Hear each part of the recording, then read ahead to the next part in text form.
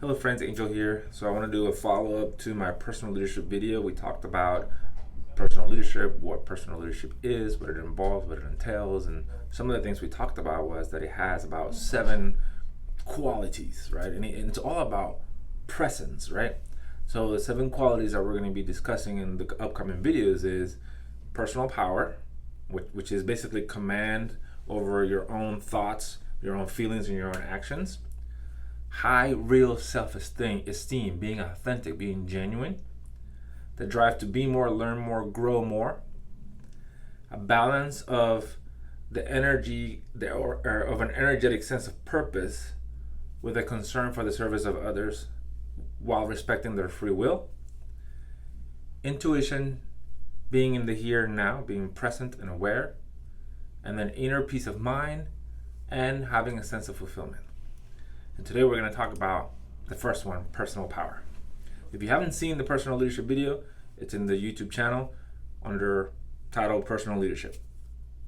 So let's talk about personal power. When it comes to personal power, we're talking about we're talking about strength, right? We're talking about confidence.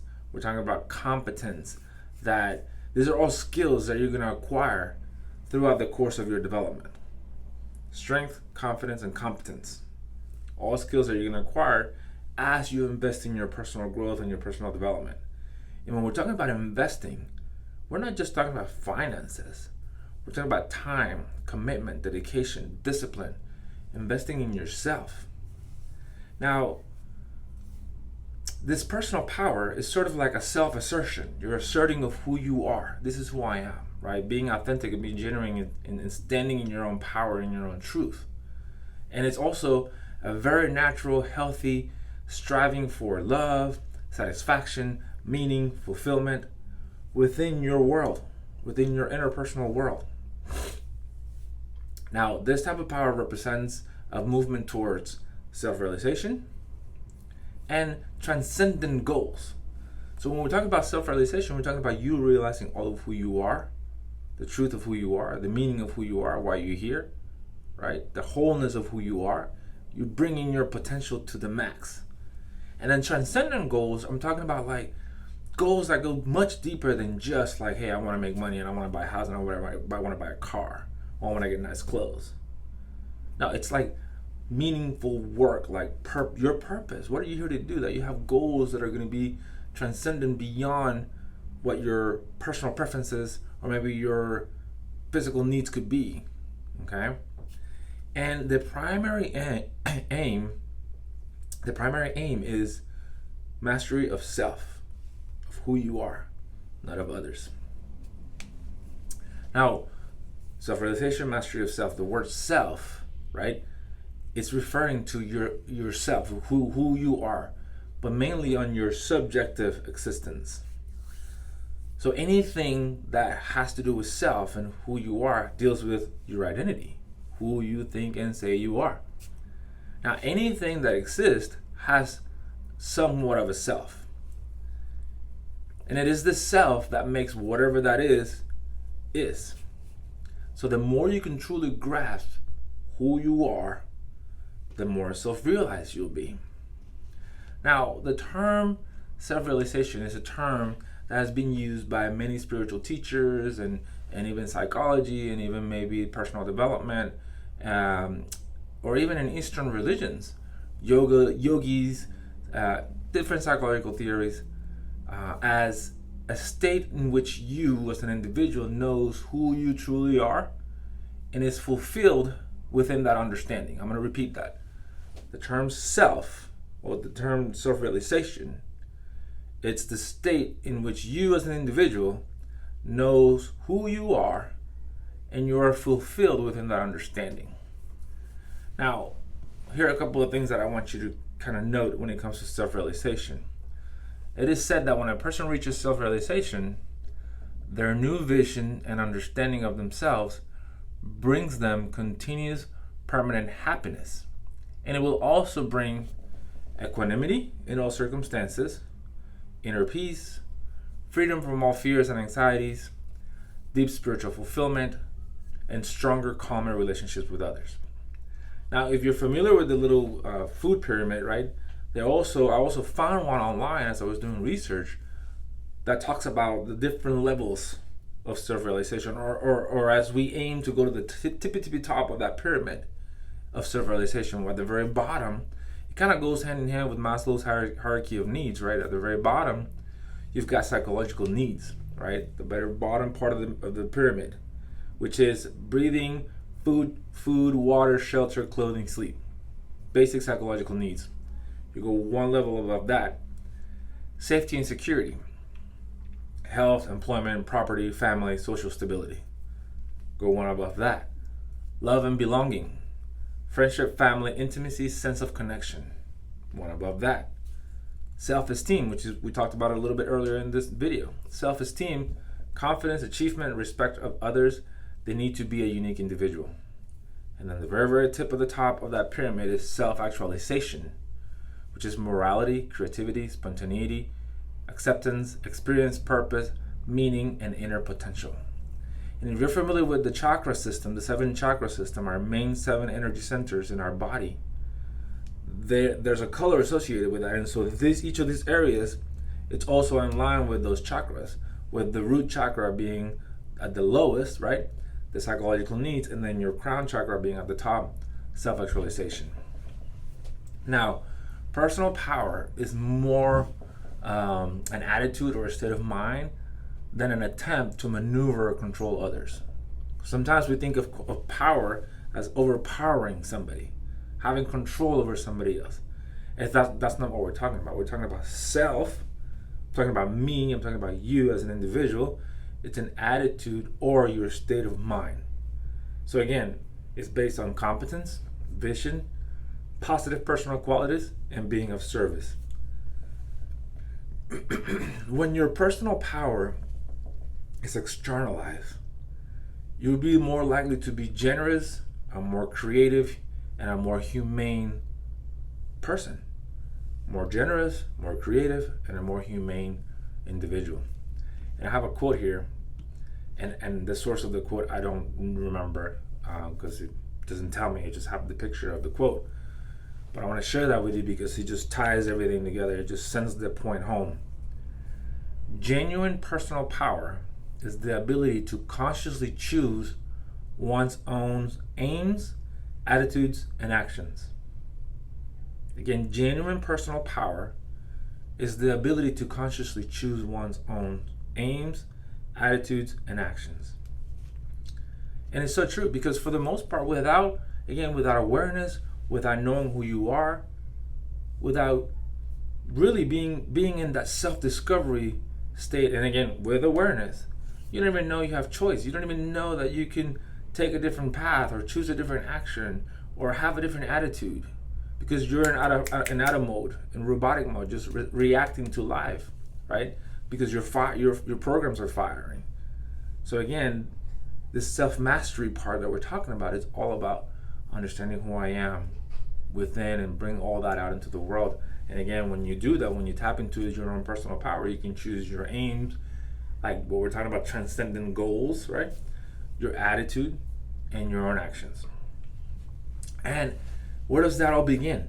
That all begins with choosing your own thoughts. So again, personal power is the ability to change the direction of your life, your aims, your attitude, your actions. If you've ever heard the phrase or the statement, change your mindset, change your life, I think we all have. In order to do that, you must master a new way to think before you can master the new way to be. But it's not just choosing your thoughts, because remember, you have a conscious mind and a subconscious mind. Your life is being ruled 95% of the time by your subconscious mind. And what's inside your subconscious mind? All your beliefs. So before you can create a belief, you have to have information or evidence about this quote-unquote belief. So all beliefs started as a thought that made their way down, right? Because you kept seeing it, you kept hearing it, you kept doing it, and you get the same result each time, right? So a lot of our beliefs were created because we were told, sometimes overhearing it in repetition of the same thing, hearing the same thing, doing the same thing, and sometimes from an emotional, shocking experience. right? So if you want to change your life, like it says here, you have to sort of adopt a new way of thinking, but it's really just a new way of believing, a new belief. Thoughts become words, words become actions, actions become habits, habits create beliefs, and your beliefs create your life. So if you want to change your life, you have to change what you believe. But in order to create a new belief, you have to adopt a new way of thinking. Personal power is also a measure of your ability to focus your attention. Again, choose your own aims, your attitudes, and your actions. So focus your attention, a way to navigate through your conflicting thoughts. How do we do that? We do that through meditation. We have to be able to calm the mind, create space, and find a way to separate ourselves from our constant chatter so that we can even begin to have some kind of control of what we're thinking. A lot of times we think that just because we have thoughts coming in and out of our mind that we're actually thinking. That's not thinking. That's just mental activity. Thinking is it's a conscious process. You have to choose. Well, first you have to make room in your mind, then you have to choose your thoughts, give them an intention and a direction. Take your car, for example. Every time you turn on your car, your engine fires up and the pistons start going like that. Well, you haven't really gone anywhere with your car. It's just that the car is on. In order for you to drive somewhere, you have to intentionally put it in drive and then start steering it somewhere where you want to go. The same thing happens with our minds. Just because you're thinking and your mind is going like that, thoughts are coming in and out, doesn't mean you're thinking. It's a much more conscious, intentional process to think. So keep that in mind. So it's important to realize that while you may have developed great discipline in focusing your attention in some areas of your life, for example, you may be very good at making money. You may be very good at your career. You may be very successful. You may be very good at being having a emotional balanced life. But there could be other areas where you're not. And so that doesn't mean that just because you have mastery of some areas that's automatically going to translate to I'm going to master all my areas. Because if you think about it, there's going to be an area of your life where you're not getting the desirable result that you want. Okay? So if that's the case, that's the area that you need to sort of look into. Analyze, what do I believe about that area? And if the belief is really what's creating, the belief is the architect of your reality. So if you want to improve that area, you have to change your belief and you have to do an assessment. Again, keep in mind, please, just because you're mastering 1 or 2 or 3 areas in your life doesn't mean that you're automatically going to master all your areas. The master is that you have a great belief in that particular area that's helping you be successful in that area. The ones that you're not, you just don't have you have a limiting belief is basically what it boils down to. So breaking the habit of busy thinking, like we were talking about earlier, or just the mental activity, is through meditation. So if you have any questions about meditation, there's plenty of videos that you can Google or you can YouTube. And I also have one in my channel that's just basically easing into meditation that you can take a look at. Now, the thing about learning to quieting the mind is that it's a complete contradiction to what you have spent years using the mind, which is to think. So I want to invite you to do an exercise for your personal powers to break the habit of busy thinking, and it's to do some meditation. If you have questions, go to my video or just YouTube, whichever one you want to use. But I just challenge you to take 2 weeks to spend some time doing the video that I sent, the video that I have on easing your way into meditation. Just try for 2 weeks. 1 week you're gonna have one set of instructions. The following week you're gonna have another set of instructions. Just give it a shot. Challenge yourself. See what happens. What could it hurt? It could only help your life. Something that will happen as a result, and this is my goal for you, and this is my hope for you, is that you're gonna gain clarity. And clarity is power. The more clear you are about exactly what you want, about who you are, the more your mind will help you get there. Okay? So another thing I want to also give you is try some personal affirmations or personal power affirmations for your life. For example, saying something like, I'm grateful. I do what I believe is right. I'm open to change. I know my vision of success, but you really have to know what your vision is. I'm responsible for my actions.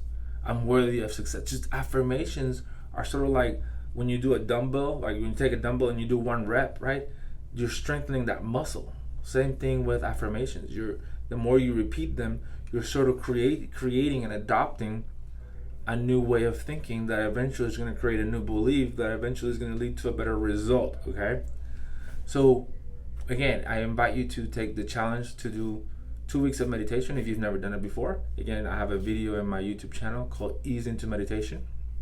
And so breathe, know that you are, trust yourself, learn to trust yourself.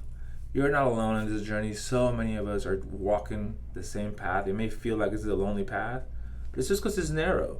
But there's people in front of you, there's people behind you that you can reach out and ask for help. So here's my video on personal power. I hope you found it helpful. I hope you share it, like my YouTube channel, comment. I'd love to hear your perspective. Take care.